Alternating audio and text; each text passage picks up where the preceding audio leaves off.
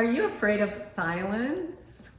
We live in a noisy world, especially if you live in an urban area. I remember growing up, my mother had the radio on in the kitchen. She had the television blaring in the living room and another television blaring in her bedroom.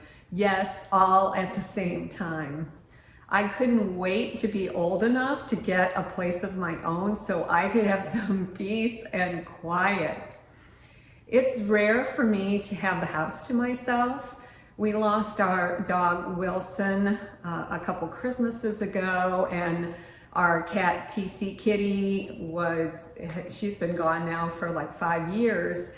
And so when my husband left to go play tennis on Saturday morning, I was alone in a very silent house. And I spend my mornings in silence up in my office, and this is my sacred time for prayer and meditation and writing. But this silence was different. This was a lonely silence. It's then that I had more compassion for my mother's blaring electronics. I understood that the noise was company for her. The psalmist says, "Be still and know that I am God." But if we are to know God, we start by being still. And it's only when we are quiet and still that we can listen.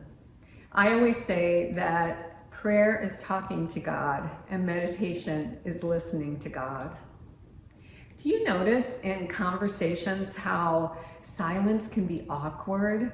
It's as if people have forgotten the beauty and the power in a pause. There's this need to think of how to respond and to keep the conversation going. Sometimes not paying full attention because you're so busy thinking about what you're going to say next. In music, some of the most beautiful and meaningful emotions are experienced during the rests, those little gaps of silence, like in Beethoven's famous Fifth Symphony in C minor. Dun, dun, dun, dun. Dun, dun, dun, dun.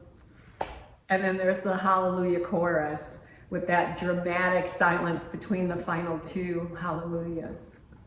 Psalm 62, 1-2 says, "For God alone my soul waits in silence.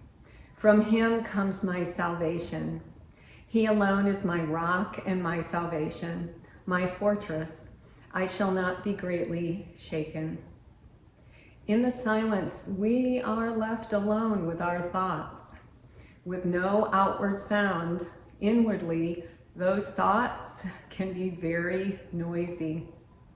These can be thoughts of worry, regret, events from the past, anger, resentment, unworthiness, fear. Fill in your thought demons here. Thankfully, we are saved from these thoughts in the silence through God's love, waiting to restore us to wholeness. Give those thoughts to God.